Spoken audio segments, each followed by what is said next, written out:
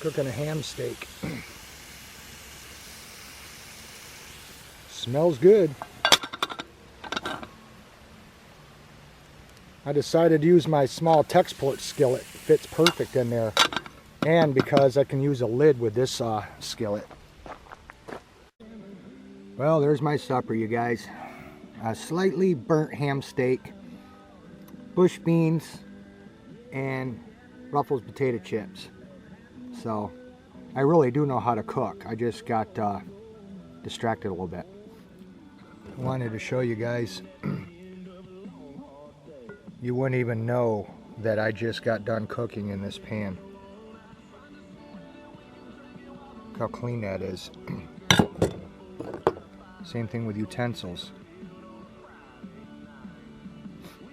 They're not perfect, but they're pretty clean.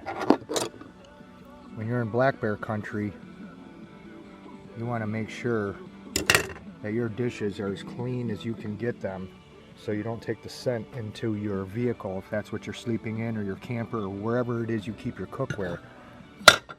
I'll put these in a bag, and then when I get home I'll wash them with dish soap.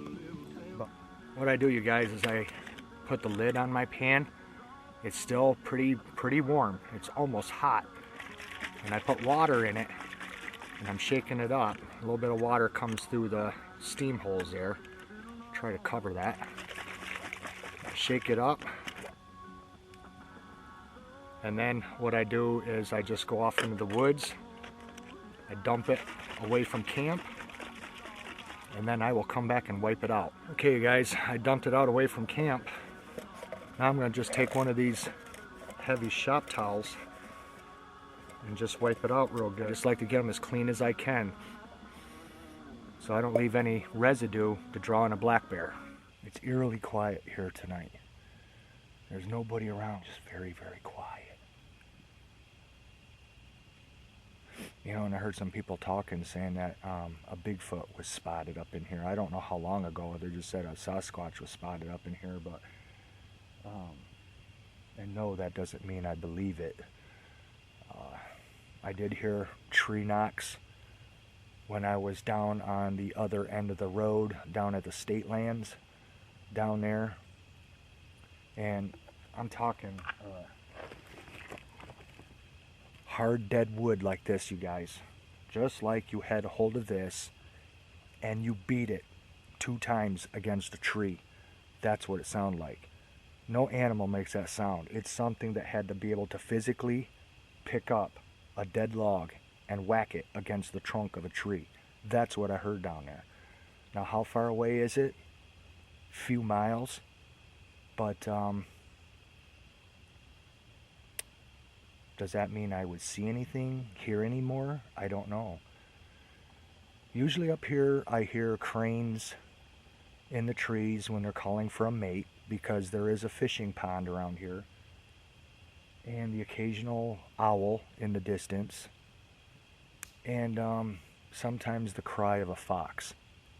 Outside of that, you pretty much up here don't hear anything. But tonight, I haven't heard any of it.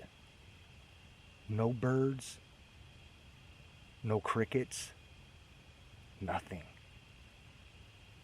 Absolute just dead silence. I think I cut up enough firewood to last me after dark. I'll sit out here on the campfire. Still got a nice fire going, you guys. I am ready for night. I packed up, put everything back in the van, except just my saw, my chair, and my tripod. But I think I got enough wood here to burn tonight. I haven't heard any tree knocks or anything. So, nothing stirring.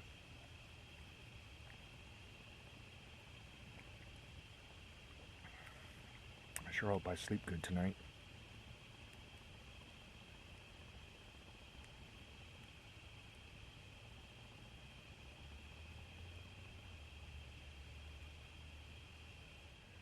No, you guys, when it comes to Bigfoot, I honestly can't put my finger on it as far as what I think about it. I know I've listened to people in the past that have told their stories and gave their testimonies, whether it be in person or on YouTube, and there's been a lot of people, I believe them. But you know, it's kind of like, unless you see one yourself, it's hard to really think something like that exists. But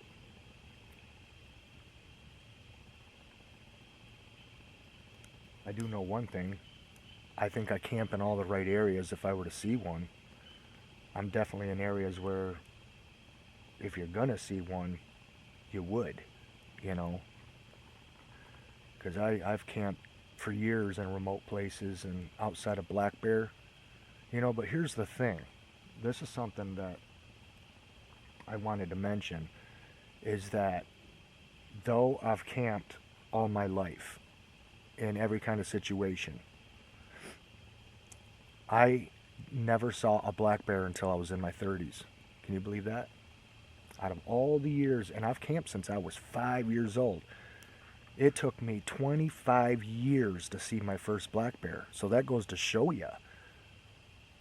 You know, I mean, Western New York and northwestern Pennsylvania is loaded with black bear. Why did it take 25 years to finally see one?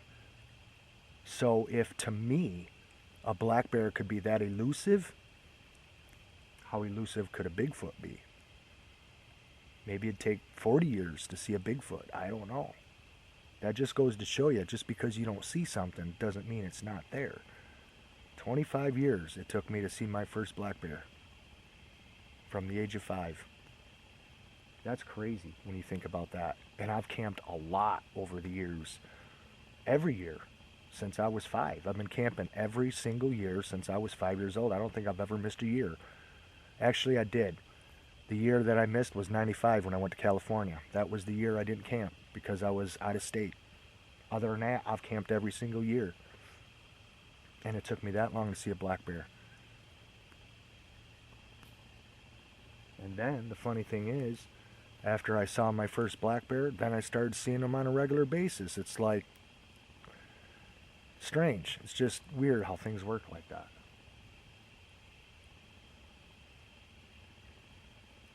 So I don't know. To tell you the truth, I don't think I'd want to see a damn Bigfoot, because the way they describe it, of course they're not all the same, but it doesn't, you know, it's not like you're spotting for nature, you know. It's not like as enjoyable like seeing an elk, you know, or a brown bear or a wolf in its natural habitat. You see a freaking Bigfoot, it's going to scare the living crap out of you. I mean, it's not like, oh, look, honey, there's a bear. Oh, look, honey, look at that pretty fox over there. Holy crap, honey, look, it's Bigfoot. You know, it's not the same. And, you know, it would have to change the way you see the outdoors. It would have to affect some things that you would do different. You know, like if you always camped in a tent and then you saw your first Bigfoot, you know, something that was on 2 legs, 8 feet tall, muscular build, something that's non-human, yeah, I don't think you'd be staying in a tent anymore. That's what I mean. It would definitely change things. I don't even think I'd feel safe in that van if I encountered something walking upright, 8 feet tall, super strong, fully covered in hair like a bear. Screw that. This minivan would be hauling ass out of here. That's just me.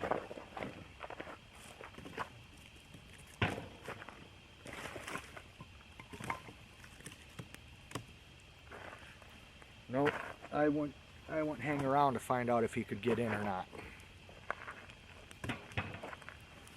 Because knowing my luck, with me sleeping to the back side of the van, he'd probably rip the back end off and there'd be my head exposure at the end of the bed. No, thank you. Leaves are falling.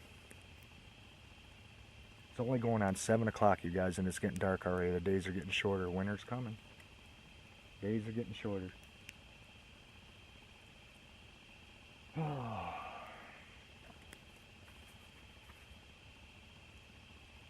did do some fun things this summer. Not as much as I wanted to, but could have been worse. Could have been laid up in a hospital all year long. At least I did get out and do some things, and I'm still going to keep doing stuff, and right up until it's too cold to camp. So I'm still going to have plenty of weekends and weekdays to enjoy.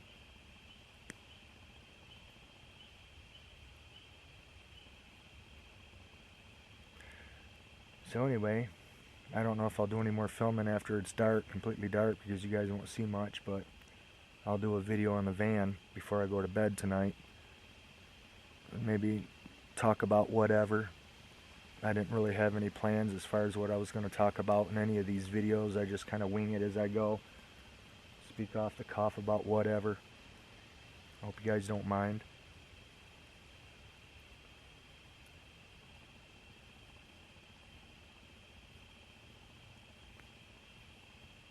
So peaceful.